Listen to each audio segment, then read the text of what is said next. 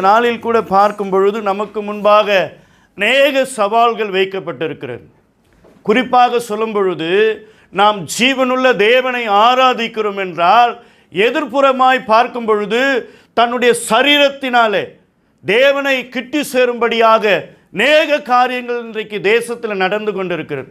நம்ம செய்கிற காரியம் கொஞ்சம் காரியம்தான். நிஜமாக சொல்கிறேன், நம்ம ஜெபிக்கிறோம்னா கொஞ்ச நேரம் ஜெபம் பண்ணுவோம்.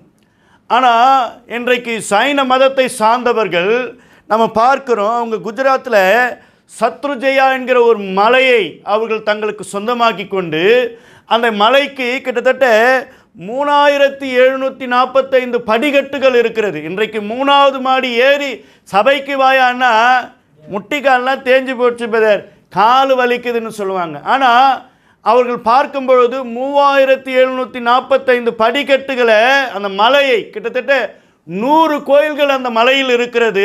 அவங்க என்ன பண்ணுவாங்கன்னா ஒரு நாளைக்கு 2 முறை அந்த 7000க்கும் அதிகமான படிக்கட்டுகளை ஏற வேண்டுமா, 2 முறை அந்த மலையை ஏறி இறங்க வேண்டுமா.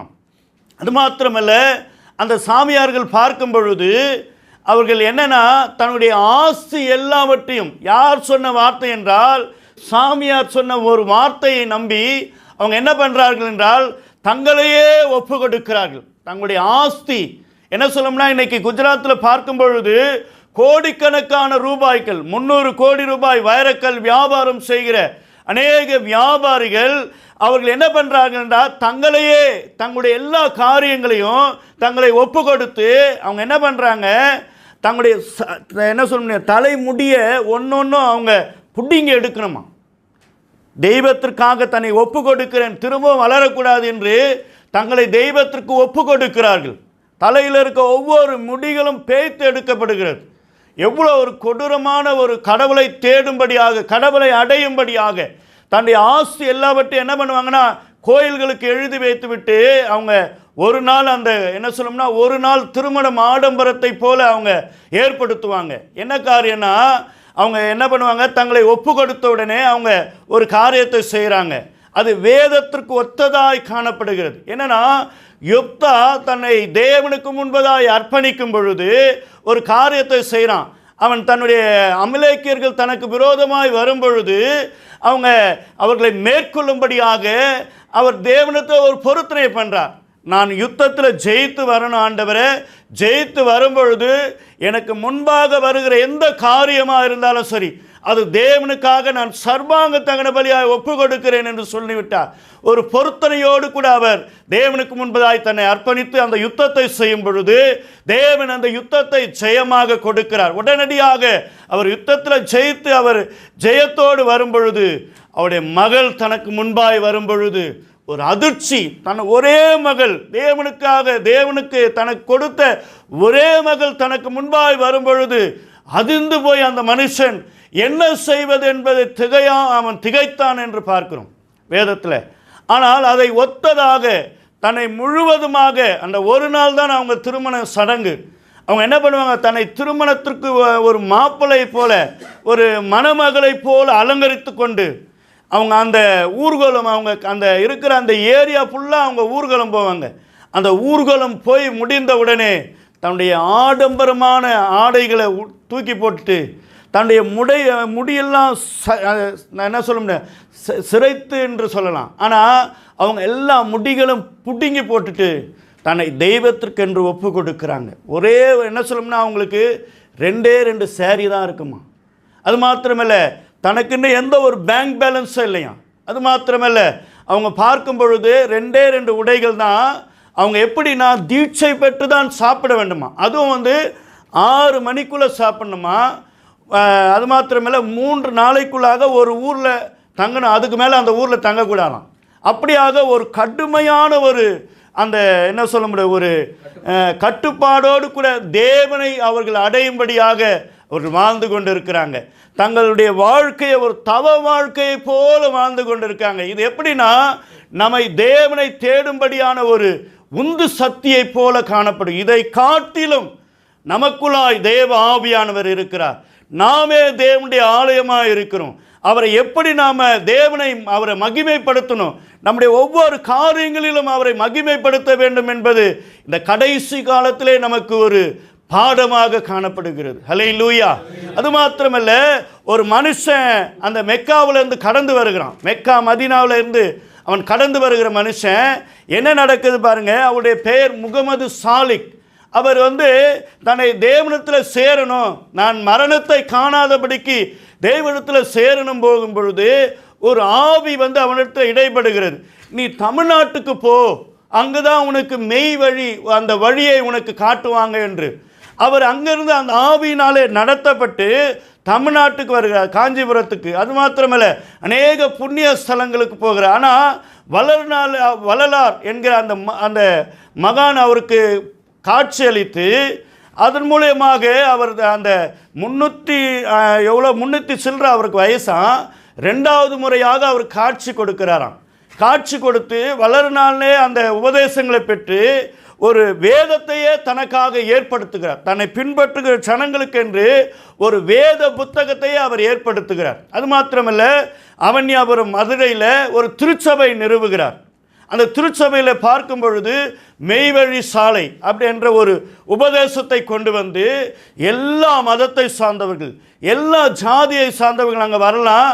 அவங்க மெய்யான கடவுளை அவர்கள் தெரிந்து கொள்ள வேண்டும் என்று இப்படி ஏற்படுத்தப்பட்ட மனம். ஆனால் கடைசியில் ஆதியே துணை என்று அவரையே கடவுளாய் மாற்றிவிட்டான் பிசாசு. இப்படியாக இன்றைக்கு பார்க்கும் பொழுது இதே புதுக்கோட்டை பக்கத்தில் மெய்வெளி சாலை என்கிற ஒரு கிராமமே இருக்கிறது. தனக்காக அந்த இடத்துல மதுரையில் பார்க்கும்போது கிட்டத்தட்ட நிறைய நூற்றுக்கணக்கான ஏக்கர். இப்போ இருக்கிற மதுரை ஏர்போர்ட்டே அவங்கள்தான். அப்படியாப்பட்ட ஒரு பெரிய ஒரு பிரம்மாண்டமான இடத்தை அவர் வைத்து கொண்டிருந்த ஆங்கிலேயர்கள் என்ன பண்ணுறாங்க, இந்த இடம் எங்களுக்கு தேவை, நாங்கள் ஏர்போர்ட் கட்டணுன்று அவங்க சொன்ன நிமித்தமாக பல கோடிகள், எப்பொழுது 1940 பல கோடிகளுக்கு விட்டார். அப்போது ஒரு கிராமம் 38 ரூபா. கூகுளில் சர்ச் பண்ணேன், எவ்வளோயா இருக்கும். ஏன்னா தங்க கட்டிகளை அவங்க இருக்கிற அந்த இடத்துல தோண்டி எடுத்தாங்களாம் எமர்ஜென்சி பீரியடில். இது எப்படி உங்களுக்கு வந்ததுன்னு கேட்கும் பொழுது அவங்க சொல்கிறாங்க, கோர்ட்டில் அந்த கேஸ் கேட்ஸ் இருக்கிறது. அவங்க சொல்லும் பொழுது, நாங்கள் மதுரை ஏர்போர்ட் இருக்க, இப்போது அது எங்கள் இடம், நாங்கள் விட்டோம். ஆங்கிலேயர்கள் என்ன பண்ணிட்டாங்க, நாங்கள் உங்களுக்கு பாண்டு பத்திரம் கொடுக்கும், உங்கள் பாண்டு பத்திரம் நீ நான் ஒரு 10 வருஷம் இருப்பேன், அதுக்கப்புறம் போயிடுவேன், அந்த பாண்டு பத்திரத்தை வச்சு நான் என்ன பண்ண முடியும். அது மாத்திரமில்லை, பல காரியங்கள் அவங்க சொல்லியிருக்காங்க. எதுவுமே வேணாம், எங்களுக்கு என்ன தங்க கட்டிகளை கொடுங்க என்று ஒரு லாரி ஃபுல்லாக தங்க கட்டிகள் அவர்கள் கொடுக்கப்பட்டது.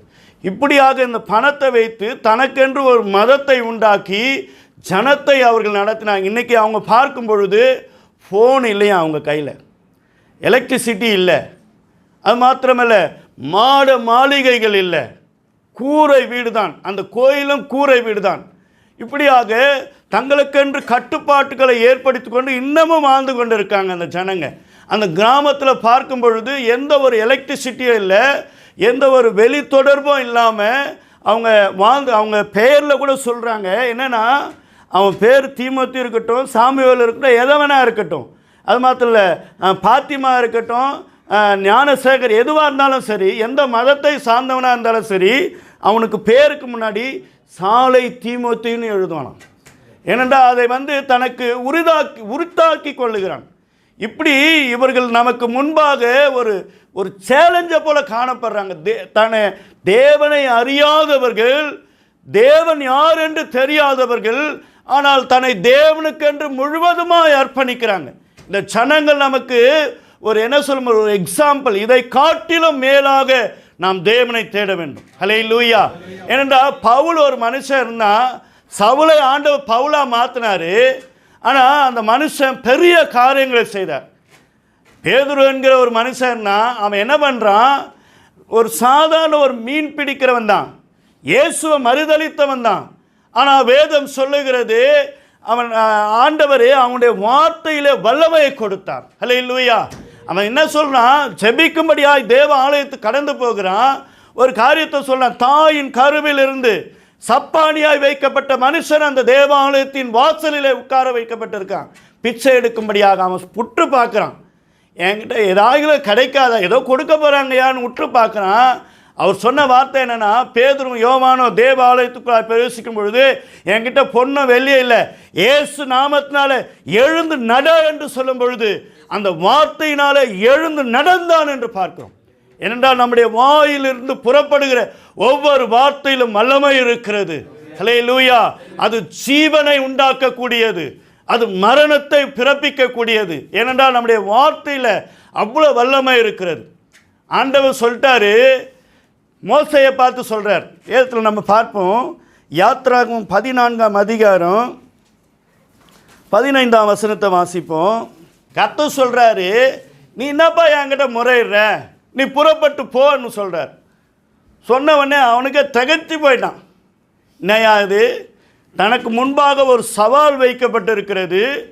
தன்னை அடிமைப்படுத்தி 430 வருஷம் அடிமைப்படுத்தின எகிப்தின் சேனை தனக்கு முன்பாக பாளையம் இறங்கி இருக்கிறாங்க.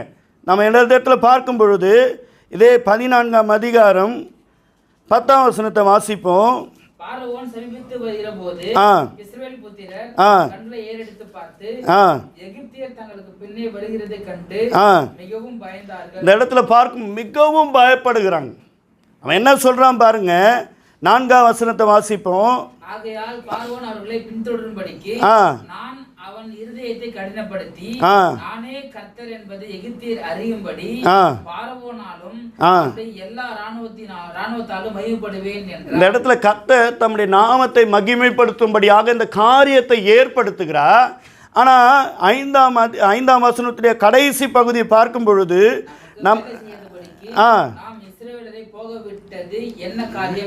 அவனுக்குள்ளாகவே அவனே போன்னு சொல்லிட்டான். என்னையா இது காரியம், நம்ம எதுக்கு அவனை போக விட்டோம் அப்படின்று அவனுக்குள்ளாகவே ஒரு காரியம் ஏற்படுகிறது. ஆனால் இந்த இடத்துல பார்க்கும் பொழுது தனக்கு முன்பாக ஒரு சேலஞ்சு வைக்கப்படுகிறது. என்னென்னா 6 லட்சம் புருஷர்களை ஒரு மனுஷன் ஆடுகளை மேய்த்து கொண்டு வருகிறது போல அந்த வனாந்திரத்தின் பாதையில் கொண்டு போகிறார். அவனுக்கு முன்பாக பார்க்கும் பொழுது இஸ்ரவேல் சேனை ஒரு சேனை இருக்கிறது. அவர்கிட்ட எந்த ஒரு யுத்தம் செய்யும்படியாக எந்த ஒரு இராணுவ தடவாளங்களும் இல்லை. ஆனால் அந்த இடத்துல பார்க்கும் பொழுது அவளுக்கு முன்பாக எகிப்தின் சேனை இருக்கிறது. ஹல்லேலூயா. அந்த எகிப்தின் சேனை அவர்களை பயமுறுத்தும்படியாக இவனுங்களை உயிரோடு மிழுங்கின்னு அவர்கள் எதிர்பார்த்து கொண்டிருக்கிறார்கள். ஆனால் வேதம் சொல்லுகிறது, எகிப்தில் அவங்க கல்லறை இல்லைன்னா இங்கே கொண்டு வந்த மோசே அப்படின்று மோசேக்கு விரோதமாக திரும்புகிறாங்க. இன்றைக்கி குடும்பத்தில் ஏதாகிலும் ஒரு பிரச்சனைனா பாஸ்டை தான் முன்னே வழிக்கிறாங்க. இந்த பொம்பளை தான்ப்பா எனக்கு, எங்கள் ஊழியக்கார அக்கா அவங்கள சொல்லுவாங்க, இந்த பொம்பளால் தான் இந்த எங்கள் வீட்டில் பிரச்சனை. என்னையா இது, அவங்க எங்கேயோ தாங்க வீட்டில் இருக்காங்க, இவங்க வீட்டில் பிரச்சனைனா ஊழியக்காரங்க தான் ப்ராப்ளமா. இன்றைக்கி தன்னுடைய வீட்டில் ஏதாகிலும் ஒரு ப்ராப்ளம்னா உடனே ஊழியக்காரர் சரியில்லை, ஊழியக்காரனால் தான் ப்ராப்ளம். இந்த மோசே முறையிட்டது போல் இவர்களும் இஸ்ரவேல் ஜனங்கள் முறையிட்டது போல் மோசேக்கு விரோதமாக இவர்கள் முறையிடுறாங்க. நீ எகிப்தில் கல்லறைன்னு எங்களை கொண்டு வந்துட்ட, இந்த வனாந்திரத்தில் சாகரித்து எங்கள் எல்லாரையும் புதைக்கும்படியாக என்று அவங்களுக்கு மோசேக்கு விரோதமாக அவர்கள் எழும்புகிறாங்க. ஆனால் கர்த்தர் சொல்லுகிறார், மோசே திகைத்து போயிருக்கான். முன்னாடி சிவந்த சமுத்திரம், பின்னாடி பார்வோனுடைய எகிப்தின் இராணுவம், தன்னிடத்தில் எந்த ஒரு ஆயுதமும் இல்லை. அவன் பார்க்குறான், என்னையா பண்ணுறது நான் அப்படின்னு கர்த்தரிடத்தில் போய் கேட்கும் பொழுது, நீயா என்கிட்ட முறையிடுற, ஆண்டவர் கேட்குறாரு, நீயா என்கிட்ட முறையிடுற, வேறு யாருக்கிட்டையா போகிறது, என்னையா இந்த மனுஷன் எங்கேயோ ஆடு மேய்ச்சின்னு இந்த வனாந்திரத்தில் என்னை கொண்டு வந்து இந்த ஜனங்களை மீட்டு கொண்டு வான்ட்டு என்னை கூப்பிட்டு முச்செடி எரிகிறது. ஆனால் முச்செடி ஒன்றுமே ஆகலை, பொசுங்கிய போல. கர்த்தர் தரிசனத்தை கொண்டு வந்தீங்களே, அற்புதங்களை செய்தீங்க, அடையாளங்களை செய்தீங்க, இந்த ஜனங்களை என்னை கொண்டு வரும்படியாக என்கிட்ட முறையினா நீங்கள் தான் எனக்கு வழி என்று இன்றைக்கு கர்த்தரிடத்தில் போய் நம்ம முறையிடும். ஆண்டவர் சொல்கிறாரு, உன் கையில் தான் என் வல்லமை இருக்கிறது. ஹல்லேலூயா. இன்றைக்கு அநேக பிரச்சனைகளுக்கு ஏற்படும் பொழுது கர்த்தரிடத்தில் போய் முறையிடும். ஆண்டவர் சொல்லிட்டாரு, நீ தான் அந்த பிரச்சனைக்கு வழியாக உண்டாக்கணும், நீ தான் அந்த பிரச்சனைக்கு அந்த எல்லா காரியத்தையும் நீங்கள் தான் பார்க்கணும். ஏன்னா உங்கள் கையில் தான் ஆண்டவரே வல்லமையை கொடுத்திருக்கிறார். ஹல்லேலூயா. ஏன்னா ஆண்டவரே உன்னை வழி நடத்துவார். நீ முன்னாடி பின்னாடி ஆண்டவர் கூட இருப்பார். நீ தான் வழியை உண்டாக்கி நீ தான் போகணும். என்னன்னா உன் கையில் தான் ஆண்டவர் வல்லமையை கொடுத்துருக்க. ஆண்டவர் சொல்லிட்டார், என்ன சொல்கிறார் பாருங்க, 16ஆம் வசனம், நீ உன் கோலை ஓங்கி கையை சமுத்திரத்தின் மேல் நீட்டி. நீ நீட்டியா தண்ணீர் மேலே, உன் பிரச்சனை மேலே நீட்டு, உன் கையை நீட்டி நீ சொல்லு, அந்த வார்த்தையை சொல்லு, இது எனக்கு தடையாக இருக்கிறது, இந்த தடை விலகணும் ஆண்டவரே. அல்லேலூயா. நமக்கு அநேக தடைகள் ஏற்படலாம் நம்முடைய வாழ்க்கையில், அந்த தடையை பார்த்து பேசு என்று சொல்லுகிறார். உன்னுடைய வாழ்க்கையில் அநேக பிரச்சனைகள் ஏற்படலாம். ஐயோ வழியே இல்லை, சபையை விட்டு போயிடலான்னு நினைக்கிறேன், ஊழியத்தை விட்டு போயிடலான்னு நினைக்கிறேன், பழைய வாழ்க்கை வாழ்ந்தால் அதுவே போதும்னு நினைக்கிறேன், ஏன் தான் இந்த ஆண்டவருக்குள்ளே வந்தனே நினைக்கிறேன். அநேக நேரத்தில் நமக்கு மைண்டு ஸ்ட்ரெஸ்னால பிபி ப்ரெஷர் ஏறி போய் நம்ம என்ன செய்கிறோன்னு தெரியாமல் ஆண்டவருக்கு விரோதமாக, நீ தான் என்னை ரட்சித்த, நீ உங்கள வந்ததுனால தான் இந்த ப்ராப்ளமே, எனக்கு பழைய வாழ்க்கை வந்தால் வெந்ததை விண்ணு விடு வந்தால் சாவின்ட்டு இருந்திருப்பேன், இவருக்குள்ளே வந்ததுனால தான் எனக்கு பிரச்சனை என்று இன்றைக்கி ஆண்டவருக்கு விரோதமாக நாம் எழும்புகிறோம். ஆண்டவர் சொல்லிட்டாரு, உனக்கு முன்பாக எந்த பிரச்சனையாக இருந்தாலும் நீ தான் என் வழியை உண்டாக்கணும். அல்லேலூயா. ஏன்னா இந்த இடத்துல பார்க்கும் பொழுது ஆண்டவர் சொல்லிட்டாரு, பிரச்சனையை பிளந்துருன்னு சொல்லிட்டார். உனக்கு முன்பாக இருக்கிற பிரச்சனையை பிளந்துடு, அதை ஒன்றுமில்லை ஆக்காது உன் கையில் தான் இருக்கிறது. ஆண்டவர் சொல்கிறார் பாருங்க, என்னென்னு, உனக்கு முன்பாக ஆண்டவர் அக்னி ஸ்தம்பமாகவும் பின்பாக மேக ஸ்தம்பமாக இருந்து நடத்துகிறாரு. உனக்கு பின்னாடி எந்த ஒரு ஆபத்து வந்தாலும், என்ன சொல்கிறாரு, உனக்கு பின்னாக எந்த ஒரு ஆபத்து வந்தாலும் அது உன்னை சேராதபடிக்கு கர்த்தர் நடுவாக நிற்பார். அது எப்படின்னா, அது உன்னை சேதப்படுத்தணும், உன்னை ஒன்றுமில்லாமல் பண்ணணும்னு அது செய்யும். ஆனால் அது உன்னை மேற்கொள்ளாதபடிக்கு, அது உன் கிட்டையே வராதபடிக்கு ஒரு வல்லமை உன்னை பாதுகாக்கிறதா இருக்கிறது. அந்த நமக்கு முன்பாக இருக்கிற பிரச்சனை நம்ம மேற்கொள்ளும் பொழுது ஆண்டவர் முன்னும் பின்னும் நம்மை நடத்துகிறவராக இருக்கிறார். அல்லேலூயா. இது எப்படின்னா வேதத்தில் நம்ம பார்க்கிறோம். எரேமியா 1ஆம் அதிகாரம் 19ஆம் வசனத்தை வாசிப்போம். அவர்கள் உனக்கு விரோதமாக யுத்தம் பண்ணுவார்கள், ஆனாலும் உன்னை மேற்கொள்ள மாட்டார்கள். உன்னை ரட்சிக்கும்படிக்கு நான் உன்னுடனே இருக்கிறேன் என்று கர்த்தர் சொல்லுகிறார். அல்லேலூயா. உனக்கு விரோதமாக அவங்க வருவாங்கய்யா, உன்னை மேற்கொள்ள விட மாட்டேன், நான் உன்னோடு கூட இருக்கிறவர். மேக ஸ்தம்பமாகும் அக்கினி ஸ்தம்பமாகும் இருந்து கர்த்தர் நம்மை பாதுகாக்கிறவராக இருக்கிறார். எப்படின்னா, பிரச்சனை அது மேலே நம்ம நடந்து போக செய்கிறவராக இருக்கிறார். அல்லேலூயா. ஆண்டவர் நம்ம நினைக்கிற அநேக நேரத்தில் சீசருங்க படகுல இருந்தாங்க, இயேசு கிறிஸ்து தூங்கின்னு இருந்தார். ஐயரே, நாங்கள் மடிந்து போகிறோமே, உமக்கு அக்கறை இல்லையான்னு கேட்குறாங்க. என்னையா ஆச்சு? எழுந்திருக்கிறாரு, காற்றையும் கடலையும் பிரச்சனையும் பார்க்குறாரு, இதுதான் பிரச்சனை, அமைதலர் அப்படின்னு உடனே அமைதலாயிடுச்சு. உடனே என்ன பண்ணுறாரு, அவர் கடல் மேலே நடந்து வருகிறது போல் ஒரு சுவிசேஷத்தில் கடல் மேல் நடந்து வருகிறது போல் காணப்படுகிறார். உடனே பேதுரும் பார்க்குறேன், நானும் உம்மோடு கூட நடக்கணுன்று. ஆனால் இன்றைக்கி பேதுரு பிரச்சனையை பார்க்குறான், பிரச்சனை மேல் நடந்து வருகிற ஆண்டவரை பார்க்கல. பிரச்சனை நமக்கு முன்பாக இருக்கிறது, பிரச்சனைக்கு முன்னாக ஆண்டவர் நமக்கு முன்பாக இருக்கிறார், பிரச்சனையும் இருக்குது. ஆண்டவர் அந்த பிரச்சனையின் மேலே நம்மை நடந்து போக செய்கிறவராக இருக்கிறார். அல்லேலூயா. ஏனென்றால் நம்மோடு கூட இருக்கிறவர் ஒரு பெரியவராக இருக்கிறார். அல்லேலூயா. அது மாத்திரமல்ல, இந்த யாத்ராகம் 14ஆம் அதிகாரம் 22ஆம் வசனத்தை வாசிப்போம். 2 இஸ்ரவேல் புத்திரர் சமுத்திரத்தின் நடுவாக வெட்டாந்தரையில் நடந்து போனார்கள். அவர்கள் வலதுபுறத்திலும் இடதுபுறத்திலும் ஜலம் அவர்களுக்கு மதிலாக நின்றது. அல்லேலூயா. இன்னைக்கு ஆண்டவர் சொல்கிறார், என்னன்னா, நீ பிரச்சனைன்னு நினச்சின்னு இருக்க, அந்த பிரச்சனைகள் ரெண்டும் உனக்கு மதிலாக நின்று உன்னை அதை என்ன சொல்ல முடியும், வழியே இல்லாத இடத்துல பிரச்சனையின் மதியில் நம்ம நடந்து போனாலும் சரி, அது மதிலை போல நம்மை சூழ்ந்து கொண்டு கர்த்தர் நமக்கு முன்பாகவும் பின்பாகவும் அந்த மதிலை உண்டாக்கி நம்மை நடத்துகிறவராக இருக்கிறார். அல்லேலூயா.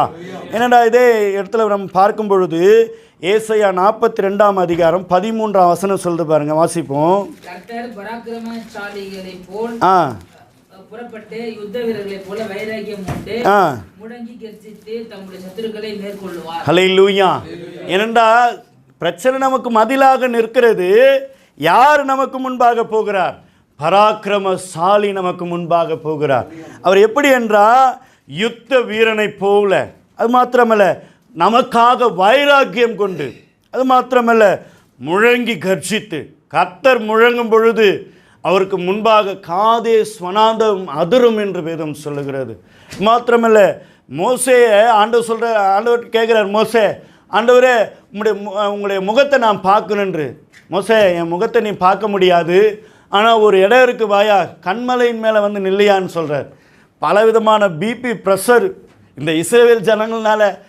தண்ணி இல்லைனா மோசேக்கு விரோதமாக வருகிறது, கறி இல்லைனா மோசேக்கு விரோதமாக வருது, அப்போ இல்லைனா மோசேக்கு விரோதமாக வருது. இப்படி பலவிதமான ப்ரெஷரோடு கூட இன்றைக்கி நம்மளுடைய பிரச்சனையாக அப்படி தான். ஏங்க அரிசி இல்லை, அரிசி வாங்கிட்டு வாங்க அப்படின்னு. நீங்கள் அரிசி வாங்கிட்டு வந்தால் தான் உழ வைக்க முடியும். நமக்கு பல பிரச்சனை இருக்கும் வேலையில், உடனே நம்மளோட பிபி எகிரும். ஏன் அரிசி இல்லைன்னு முன்னாடி சொன்னாங்கன்னா இன்றைக்கி தான் சொன்னோமா வாங்கிட்டு வரணுன்ட்டு. இப்படி பல பிரச்சனைங்க. ஏங்க சீட்டு கட்டணுங்க, ஏங்க எண்ணெய் இல்லைங்க, ஏங்க இப்படி இன்று நம்முடைய வீட்டில் நமக்கு ப்ரெஷர் ஏற்றிக்கினே இருப்பாங்க. நம்முடைய வீட்டாரே நமக்கு சத்துருக்களாக இருக்காங்க. ஆனால் இந்த சத்துருக்கள் மத்தியில் ஆண்டவர் நமக்கு ஒரு பந்தியை உண்டாக்குகிறவராக இருக்கிறார். ஹல்லேலூயா. இப்படி நமக்கு ஒரு பிரச்சனை நம்ம சுற்றிலும் மதிலை போல தான் இருக்குது. ஆனால் இந்த பிரச்சனையில் கர்த்தர் யுத்த வீரனை போல நமக்கு முன்பாக வந்து நம்மை மேற்கொள்ளாதபடி கர்த்தர் பாதுகாக்கிறவராக இருக்கார். ஹல்லேலூயா. அது மாத்திரமில்லை, இதே யாத்ராகும் 23ஆம் வசனத்தை வாசி, 14:23. அப்பொழுது எகிப்தியர் அவர்களை தொடர்ந்து பார்வோனுடைய சகல குதிரைகளோடும் ரதங்களோடும் குதிரை வீரரோடும் பிறகாலே சமுத்திரத்தின் நடுவே பிரவேசித்தார்கள். கிழக்கு வெளுத்து ஒரு ஜாமத்தில் கர்த்தர் அக்னியும் மேகமான ஸ்தம்பத்திலிருந்து எகிப்தியரின் சேனையை பார்த்து அவர்கள் சேனையை கலங்கடித்து அவர்களுடைய ரதங்களில் இருந்து உருளைகள் கழலவும் அவர்கள் தங்கள் ரதங்களை வருத்தத்தோடு நடத்தவும் பண்ணினார். அப்பொழுது எகிப்தியர் இஸ்ரவேலை விட்டு ஓடி போவோம், இஸ்ரவேலர் விட்டு ஓடி போவோம், அவர்களுக்கு துணை நின்று எகிப்தியருக்கு விரோதமாக யுத்தம் பண்ணுகிறார் என்றார். ஹல்லேலூயா. உடனே என்ன பண்ணிச்சு பிரச்சனை? இது வரைக்கும் நமக்கு மதிலான்னு இருந்தது, நமக்கு முன்னாடி இருந்தது, போகவே விட மாட்டேன்னு முன்னாடி நின்றுச்சு. அப்புறம் பார்த்தா வழி விலகி நமக்கு மதிலாக நின்றுச்சு. இப்போ விட்டா போதுண்டா, நான் ஓடுறேன்டான்னு சொல்லுது. ஹல்லேலூயா. இந்த இடத்துல பார்க்கும்பொழுது இஸ்ரவேலை விட்டு ஓடிப்போம், நம்ம விட்டு பிரச்சனை ஓடி போகணும்னு நினைக்குது. ஆனால் கர்த்தர் என்ன பண்ணுறாரு பாருங்க, கர்த்தர் அவளுக்கு துணை நிற்கிறார் என்று எகிப்தின் சேனை பார்த்த உடனே அவங்க எல்லாரும் கலங்கடித்து அவங்க என்ன சொல்கிறாங்க பாருங்க, வாசிப்போம். யாத்ராமத்தில் 9ஆம் வசனத்தை வாசிப்போம், 15:9. அவன் என்ன சொல்கிறான் பாருங்க, தொடருவேன், கொள்ளையாடி பங்கிடுவேன், என் ஆசை அவர்களிடத்தில் திருப்தியாகும், என் பட்டயத்தை உருவுவேன், கை அவர்களை சங்கரிக்கும் என்று பகைஞன் சொன்னான். ஹல்லேலூயா. நம்மளை வந்து தொடர்ந்து வருவேன், பிடிப்பேன், ஒன்றுமில்லாமல் பயின்றுவேன், கொள்ளடிப்பேன் அப்படின்று எப்படி நான் இது பகைஞ்சன் நம்மை மேற்கொள்ளணும்னு நினைக்கிறாங்க. ஆனால் கர்த்தர் காரியங்களை மாறுதலாய் முடிய பண்ணுகிறவராக இருக்கார். ஹல்லேலூயா. ஏனென்றால் எஸ்தர் 9ஆம் அதிகாரம் 1ஆம் வசனத்தை வாசிப்போம், கடைசி இது. ராஜாவின் வார்த்தையின்படியும் அவருடைய கட்டளையின்படியும் செய்யப்படுகிறதற்கு ஆதார் மாதம் என்கிற 12ஆம் மாதம் 13ஆம் தேதியிலே பகைஞர் அவர்களை மேற்கொள்ளலாம் என்று நம்பினார்களே. அந்நாளில் தானே யூதரானவர்கள் தங்கள் பகைஞரை மேற்கொள்ளும்படிக்கு காரியம் மாறுதலாய் முடிந்தது. ஹல்லேலூயா. எதிரிங்க என்ன பண்ணாங்க, நம்ம மேற்கொள்ளணும்னு நினைச்சாங்க, காத்துன்னு இருந்தாங்க. ஆனால் கர்த்தர் என்ன பண்ணுறாரு பாருங்க, காரியத்தை மாறுதலாய் முடிய பண்ணி எதிரி அவன் நம்மளை விழுங்கணும்னு நினைச்சான், நாம் அவங்க மேலே நடந்து போகும்படியாக, பிரச்சனை மேலே நடந்து போகும்படியாக கர்த்தர் நமக்கு முன்பாக கடந்து போகிறார். ஹல்லேலூயா. என்னடா நம்முடைய ஆண்டவர் எப்படிப்பட்டனா, பகைஞ்சன் நம்மை மேற்கொள்ளணும்னு நினைச்சான், ஆனால் கர்த்தர் அந்த காரியத்தை மாறுதலாய் பண்ணி அவனை மேற்கொள்ளும்படியாக, அவனை விழுங்கும்படியாக கர்த்தர் நம்மை மாற்றுகிறார். ஹல்லேலூயா. அது மாத்திரமல்ல, இதே ஏசாயா 41ஆம் அதிகாரம் 11ஆம் வசனத்தை வாசிப்போம், 11-12. இதோ உன்மேல் எரிச்சலா இருக்கிற யாவரும் ஆ. லசை அடைவார்கள். ம். உன்னோடே வழக்காடுகிறவர்கள் நாசமாகி ஒன்றுமில்லாமல் போவார்கள். ஆ. உன்னோடே போராடினர்களை தேடியும் காணாதிருப்பாய். ஆ. உன்னோடே யுத்தம் பண்ணின மனுஷர் ஒன்றுமில்லாமல் இல்பொருள் ஆவார்கள். அல்லேலூயா. உன்னோடு யுத்தம் பண்ணவன் இல்பொருள்னா அவன் ஒன்றுமே இல்லாமல் போயிடுவேன். ஒவ்வொரு நாளும் என்னென்னா இவன் எப்போ நாசமாக போவான், இவன் எப்போ இல்லாத போவான், இப்படி தான் நினச்சாங்க. நமக்கு உதவி செய்கிறவர் நம்முடைய ஆண்டவராகிய இயேசு கிறிஸ்து. அவர் எப்படின்னா, உன்னோடு போராடினவர்களை நீ தேடியும் காணாதிருப்பாய், உன்னோடு யுத்தம் பண்ணுகிற மனுஷர்கள் ஒன்றுமில்லாமல் இல்லாமலே போயிடுவாங்கன்னு சொல்கிறார் ஆண்டவர். ஏனென்றால் நமக்கு விரோதமாக நின்று எப்போ விழுவான், எப்போ போவான், எப்படி என்று நமக்கு விரோதமாக நம்ம மேல் பகஞ்ச நம்மை மேற்கொள்ளும்படியாக அவர் பார்த்து கொண்டிருந்தார்கள். ஆனால் சத்துருடைய சகல வல்லமைகளும் மேற்கொள்ள கர்த்தர் நமக்கு அதிகாரம் கொடுத்திருக்கிறார். அல்லேலூயா. 1 ராஜாக்கள் 18ஆம் அதிகாரத்தில் பார்க்கும் பொழுது அவன் என்ன சொல்கிறான் பாருங்க. சத்துரு வாசிப்போம், 29ஆம் வசனத்தை வாசிப்போம். மத்தியான வேளை சென்ற பின்பு அந்தி பலி செலுத்தும் நேரம் மட்டுமாக சன்னதம் சொல்லிக் கொண்டிருந்தார்கள். ஆனாலும் ஒரு சத்தமும் பிறக்கவில்லை, மறு உத்தரவு கொடுப்பாரும் இல்லை, கவனிப்பாரும் இல்லை. அப்போது எலியா சகல ஜனங்களையும் நோக்கி என் கிட்டே வாருங்கள் என்றான். சகல ஜனங்களும் அவன் கிட்டே வந்தபோது தகர்க்கப்பட்ட கர்த்தருடைய பலிபீடத்தை அவன் செப்பனிட்டு உனக்கு இஸ்ரவேல் என்னும் பேர் இருப்பதாக என்று சொல்லி கர்த்தருடைய வார்த்தையை பெற்ற யாக்கோபுடைய குமாரனால் உண்டான கோத்திரங்களுடைய லக்கத்தின்படியே 12 கற்களை எடுத்து. இந்த இடத்துல பார்க்கும் பொழுது நம்ம அறிந்த காரியம்தான் என்னன்னா, இஸ்ரவேல் ஜனங்க எல்லாரும் கர்த்தரை விட்டு பின்வாங்கி போயிட்டாங்க. ஆனால் ஒரு மனுஷன், எலியா என்கிற ஒரு மனுஷன் தான், அவனுக்கு விரோதமாக 430 மனுஷர்கள், பாகாலின் தீர்க்கதரிசிகள் அவனை மேற்கொள்ளணும்னு நினைச்சாங்க. ஆனால் இந்த இடத்துல பார்க்கும் பொழுது என்ன நடக்குன்னா, அவன் ஒரு காரியத்தை ஏற்படுத்துகிறான். இது கர்த்தராலே உண்டானது என்று வேதத்தில் நம்ம பார்க்குறோம். அல்லேலூயா. ஏன்னா ஒரு காரியத்தை ஏற்படுத்துறா. என்னென்னா 430 பேர், 30 தீர்க்கதரிசிங்க வாங்கயா. அவங்க எல்லாரும் கர்மேல் மலையில் நிற்கிறாங்க. அவங்க என்ன ஒரு காளையை கொடுத்து, அவங்க நானும் ஒரு காளையை எடுத்துக்க, நீயும் ஒரு காளையை எடுத்துக்க. ஒரு காரியம் என்னென்னா, அக்கினினாலே உத்தரவு கொடுக்கிற தேவன் தான் தேவன் அப்படின்று ஒரு காரியத்தை அந்த இடத்துல ஏற்படுத்துகிறாங்க, ஒரு போட்டியை போல. ஆனால் இவங்க என்ன பண்ணுறாங்க, தங்களுக்கான நேரம் வரும்பொழுது அந்த காளையை சந்து சந்தாக வெட்டி பலிபீடத்தின் வைத்து விட்டு அவங்க என்ன சொல்லணும்னா, ஆண்டவர், அவங்க தங்களுடைய தேவனை ஆராதிக்கிறாங்க. அவங்க என்ன சொல்கிறான் பாருங்க. அவன் 26ஆம் வசனத்தில் பாகாலின் நாமத்தை அவர்கள் சொல்லி கூப்பிடுறாங்க. அது மாத்திரமல்ல, 27ஆம் வசனத்தில் மத்தியால வேளையில் எலியா அவர்களை பரியாசம் பண்ணுறான். ஏய், உரத்த சத்தமாக கூப்பிடுங்கய்யா. அவன் என்னென்னா வேலைக்கு போயிருப்பான், அது மாத்திரமில்ல பிரயாணமாக போயிருப்பான், அது மாத்திரமில்ல தூங்கின்னு இருப்பான், அது மாத்திரமில்ல அவனை எழுப்புங்கயான்னு சொல்கிறான். இப்படி அவன் எலியா அவர்களை கேலி கிண்டல் பண்ணுறான். ஏனென்றால் நம்முடைய ஆண்டவர் ஜீவன் உள்ளவராக இருக்கார்.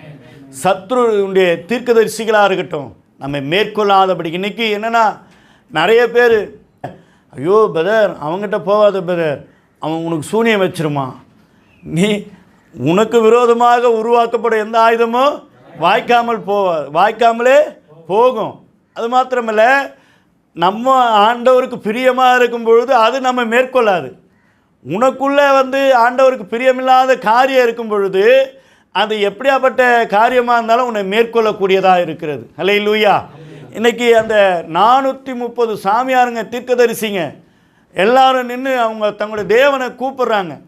ஒரு உத்தரவும் வரல, ஒன்றுமே இல்லை, ஒரு சத்தமே ஏற்படல. உடனே எலியா என்ன சொல்கிறாரு, வாங்க எல்லாம் வாங்கயா, நான் ஒரு பலிபீடத்தை ஏற்படுத்துகிறார், செப்பனிடுறார். எல்லாம் சுற்றிலும் 2 என்ன சொல்ற, அந்த இடத்துல சொல்லும் பொழுது என்ன சொல்கிறார் பாருங்க, தானியம் அளக்கிறபடி 2 படி விதை அந்த இடத்துல கொட்டுற அளவுக்கு ஃபுல்லாக அந்த இடத்துல ஒரு பள்ளத்தை நோண்டி தண்ணியை ஊற்றுறாங்க. 3 முறை ஊற்றுறாங்க. 2 குடம்ன்ட்டு இப்படி ஊற்றிக்கினே இருக்காங்க தண்ணி. அப்படியே நல்லா என்ன சொல்ல முடியும், அப்படியே தகதன்னு தண்ணியில் இருக்குது. கட்டையும் இருக்குது, பலியும் இருக்குது, சுற்றிலும் தண்ணி ஓடுது. அவன் ஒரே வார்த்தை சொன்னான். என்ன சொல்கிறான் பாருங்க, 37ஆம் வசனத்தை வாசிப்போம். கர்த்தாவே, நீர் தேவனாகிய கர்த்தர் என்றும் தேவரீர் தங்கள் இருதயத்தை மறுபடியும் திருப்பினீர் என்றும் இந்த ஜனங்கள் அறியும்படிக்கு என்னை கேட்டருளும் என்றான். இந்த இடத்துல பார்க்கும்போது ஒரே ஒரு வார்த்தை தான் சொல்கிறான். இஸ்ரவேல் ஜனங்க எல்லாரும் சிறைப்பட்டு போயிருக்காங்க. இந்த 430 தீர்க்கதரிசிங்க என்னை மேற்கொள்ளணும் பார்க்குறாங்க. இவர்களை நாம் மேற்கொள்ளும்படியாக நீங்கள் இறங்கி உத்தரவு சொல்லணும் ஆண்டவர் என்று ஒரே வார்த்தை சொன்னான். உடனே வானத்திலிருந்து அக்கினி வந்து என்ன நடக்கு பாருங்க. 38ஆம் வசனத்தை வாசிப்போம். கர்த்தரிடத்தில் இருந்து அக்கினி இறங்கி அந்த சர்வாங்க தகன பலியையும் விறகுகளையும் மண்ணையும் பட்சித்து வாய்க்காலில் இருந்த தண்ணீரையும் நக்கி போட்டது. அல்லேலூயா. உனக்கு விரோதமாக வந்தவங்க பலசாலியாக இருக்கட்டும், பெரிய ஆட்களாக இருக்கட்டும், ஆனால் கர்த்தர் நம்மோடு கூட இருக்கிறார். அல்லேலூயா. கர்த்தர் நமக்கு முன்பாக நம்மோடு கூட இருக்கும் பொழுது அந்த சத்துரு நம்ம மேற்கொள்ள முடியாது. அவங்க என்ன எப்படியாப்பட்ட ஆளாக இருக்கட்டும், ஆண்டவர் என் கூட இருக்காரியா, உன்னால் ஒன்றுமே பண்ண முடியாது. நம்ம அவங்களுக்கு விரோதமாக நிற்கும் பொழுது, ஆனால் ஆண்டவர் நமக்கு சொல்லிட்டார், இப்போ வந்து ஒரு கண்ணத்தை அடிச்சா இன்னொருத்த கண்ணத்தை காட்டியான்னு நம்மளால தான் முடிய மாட்டேந்த ஒன்றும் இல்லாமல் பண்ணிட்டு வந்துன்னையா. இன்றைக்கி அப்படி தான் நம்முடைய மாம்சம் எப்படி எழுந்து இருக்குது. அவங்க அந்த ஜைன மத துறவிங்க தண்ணி கூட 1 லிட்டர் தான் குடிப்பாங்களாம். ஏன்னா அந்த தண்ணியிலையும் உயிரினம் இருக்கிறது, அந்த உயிரை நம்ம சாவடிக்கக்கூடாதுன்ட்டு 1 லிட்டர் தண்ணியில் தான் அவங்க குடிக்கிறதுலேருந்து ஒரு நாளைக்கு இப்படி அவ்வளோ ஒரு கடுமையான ஒரு கட்டுப்பாடோடு கூட வாழ்கிறாங்க. ஆனால் இன்றைக்கி நம்முடைய வாழ்க்கையில் ஆண்டவருடைய வார்த்தையை நம்ம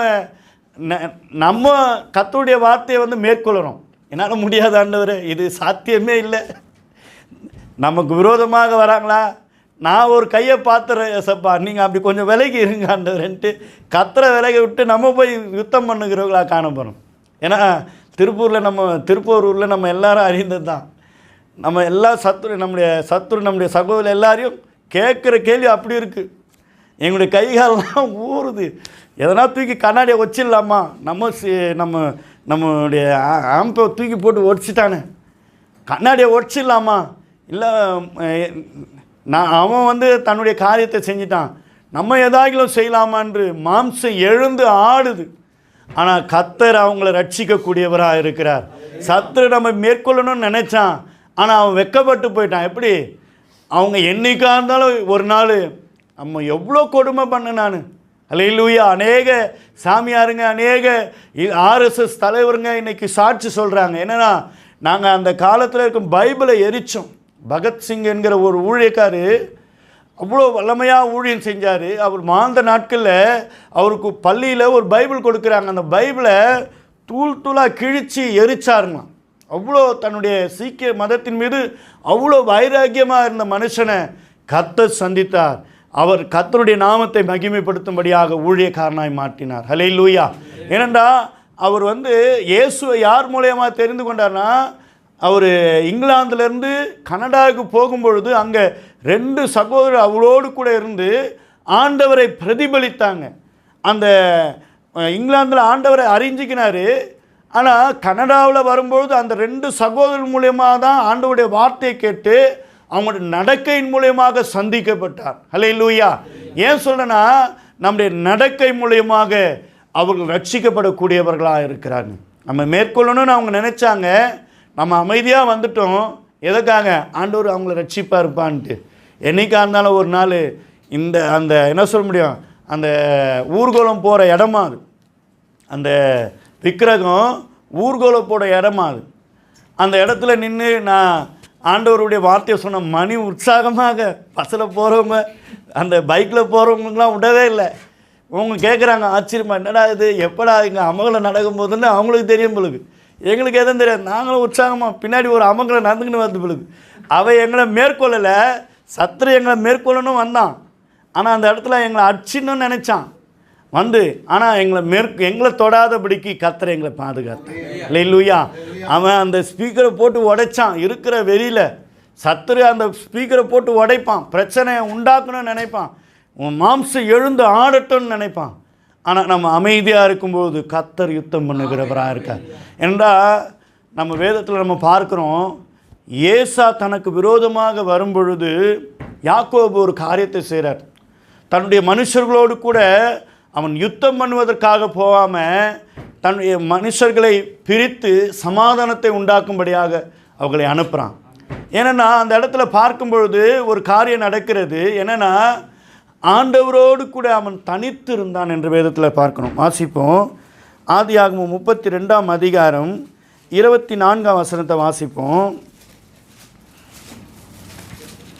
யாக்கோபு பிந்தி தனித்திருந்தான். அப்பொழுது ஒரு புருஷன் விடியமலும் அவனுடனே போராடி அவனை மேற்கொள்ளாததை கண்டு தொடை சந்தை தொட்டார்.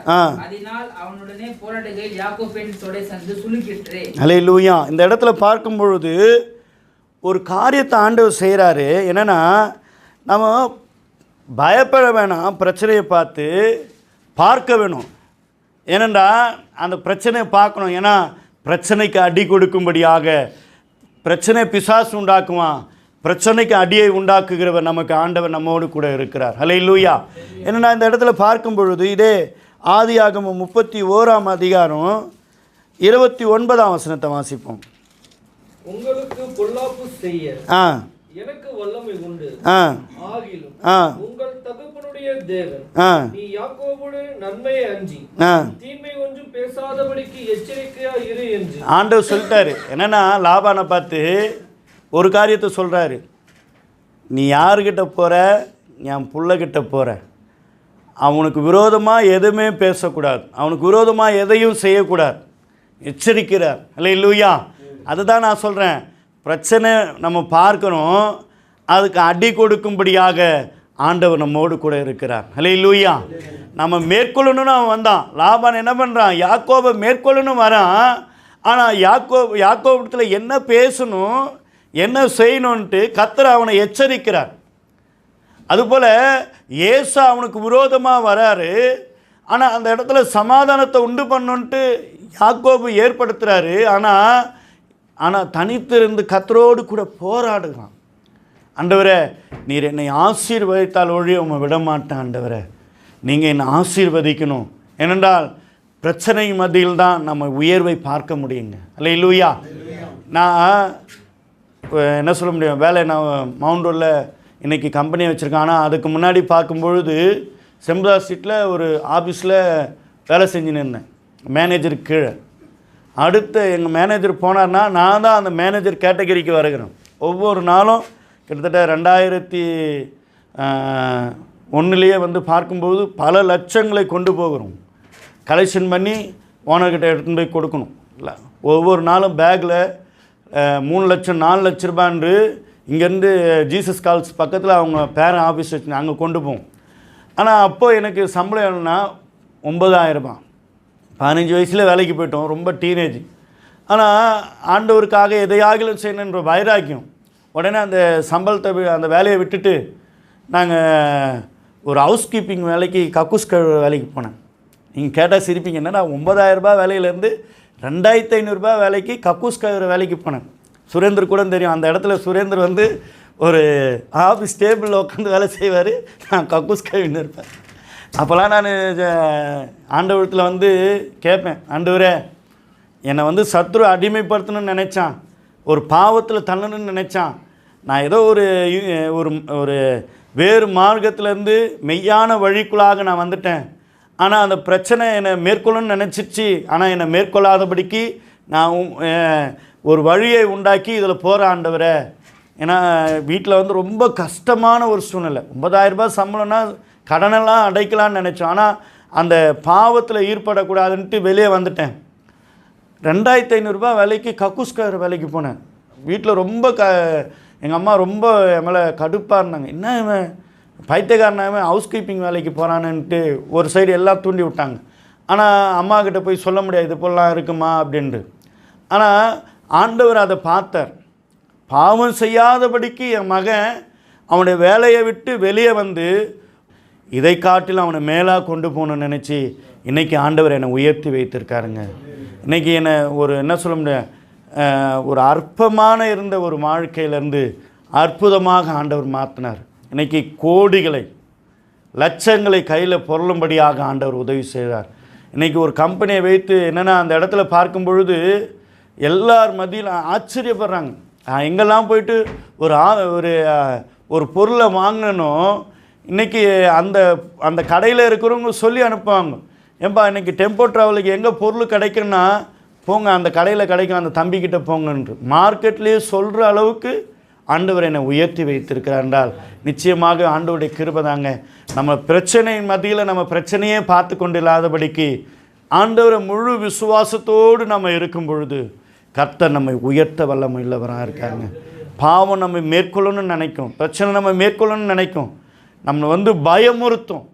ஆனால் அதன் மத்தியில் கர்த்தரை பிடித்து கொண்டு நம்முடைய ஓட்டத்தை நம்ம ஜெயமாய் முன்னேறி செல்வதற்கு ஆண்டவர் உதவி செய்வாருங்க. அல்லேலூயா.